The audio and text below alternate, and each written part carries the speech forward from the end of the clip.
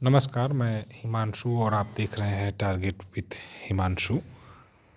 इस वीडियो में हम वर्तमान परिस्थितियों की बात करेंगे। नई शिक्षक भर्ती को लेकर क्या परिस्थितियां हैं, यूपीटीटी एग्ज़ाम को लेकर कोई ऑफिशियल इन्फॉर्मेशन गवर्नमेंट की ओर से नहीं दिया जा रहा है और इन सब के बीच अभ्यर्थी भी काफ़ी निष्क्रिय दिखाई दे रहे हैं और परिणाम ये है कि अभी तक किसी भी प्रकार की कोई सूचना, चाहे टीटी एग्ज़ाम हो चाहे शिक्षक भर्ती परीक्षा हो, उसको लेकर मिल नहीं पा रही है। और 69,000 सहायक अध्यापकों की भर्ती प्रक्रिया अब पूर्ण हो जाने के बाद अब जहाँ एक और बड़ी संख्या में अभ्यर्थियों का सिलेक्शन हो जाने के कारण जो मतलब एक जोश था वो थोड़ा सा ठंडा पड़ गया है, क्योंकि जो पहले 1.5 लाख अभ्यर्थियों की एक एकजुटता थी उसमें से 69,000 पदों के सापेक्ष अधिकतर का चयन हुआ है। और अब बचे अभ्यर्थी और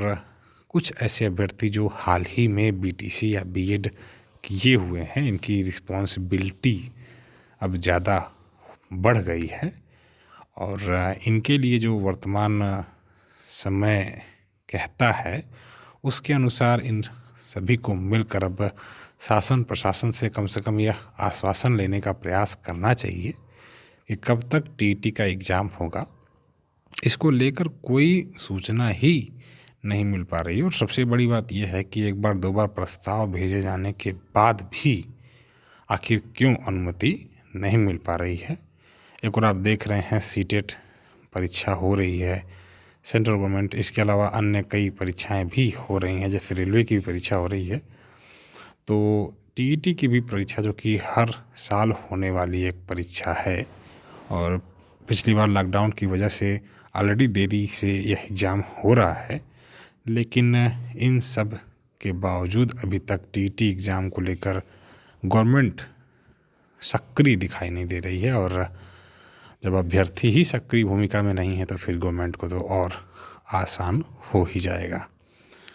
वर्तमान में जो नए कैंडिडेट्स हैं उनकी रिस्पॉन्सिबिलिटी ज़्यादा है और उन्हें मिलकर संयुक्त प्रयास करना चाहिए। गवर्नमेंट ऑफिशियल से मिलकर इस बाबत यह सूचना प्राप्त करें कि कब तक टीईटी का एग्ज़ाम होगा, कम से कम कोई आश्वासन मिल जाए शासन की ओर से, तो उसी के भरोसे अभ्यर्थी अपनी तैयारियों को अंजाम तक पहुंचाएंगे। लेकिन बड़े दुख की बात है कि एकजुटता भी दिखाई नहीं दे रही है अभ्यर्थियों के बीच में, चाहे ट्विटर के माध्यम से, फेसबुक के माध्यम से या अन्य कई माध्यमों से भी अपनी बात गवर्नमेंट तक रखी जा सकती है, लेकिन ये सारी चीज़ें अभी फ़िलहाल शांत पड़ी हैं। इन चीज़ों को एक्टिव रूप में लेकर आना चाहिए और सुप्रीम कोर्ट में यह बात कहने के बावजूद अभी तक कोई परिणाम मतलब सामने निकल कर नहीं आया है। आप सभी जानते हैं हाल ही में Ramsharan Maurya versus state of UP के एक मामले में माननीय सुप्रीम कोर्ट ने यह बात नोट किया कि आने वाली 51,000 पदों की भर्ती में शिक्षा मित्र भी रहेंगे और यहाँ से ही यह बात स्पष्ट हो गया कि जल्द 51,000 पदों पर भर्ती होगा, क्योंकि गवर्नमेंट ने यह बात कही है। और जब अभ्यर्थी सरकार से या उनके जो भी अधिकारी हैं मिलकर कम से कम इस बात को जानने की कोशिश करें कि कब तक टीईटी और कब तक नई शिक्षक भर्ती होगी, क्योंकि जो 69,000 था वो तो अब पूर्ण हो ही चुका है, और उसके बाद फिर कोई अगर सूचना दी जाए गवर्नमेंट की ओर से तो वो ज़्यादा इम्पोर्टेंट होनी चाहिए वर्तमान परिस्थितियों के आधार पर। इसलिए अभ्यर्थियों को थोड़ा प्रयास करना चाहिए। आपने देखा 69,000 शिक्षक भर्ती में शामिल अभ्यर्थियों की एकजुटता रंग लाई और अंत में एक लंबा संघर्ष तो हुआ, लेकिन नियुक्ति सबको मिली, जो भी 67,867 अभ्यर्थी थे। और अब बचे अभ्यर्थियों की रिस्पॉन्सिबिलिटी बढ़ जाती है। जल्द से जल्द टीटी हो और जल्द से जल्द शिक्षक भर्ती परीक्षा हो और उसके बाद जो बचे पद हैं उस पर भी सिलेक्शन हो जाए। तो अभ्यर्थियों से यही उम्मीद है कि वो प्रयास करेंगे।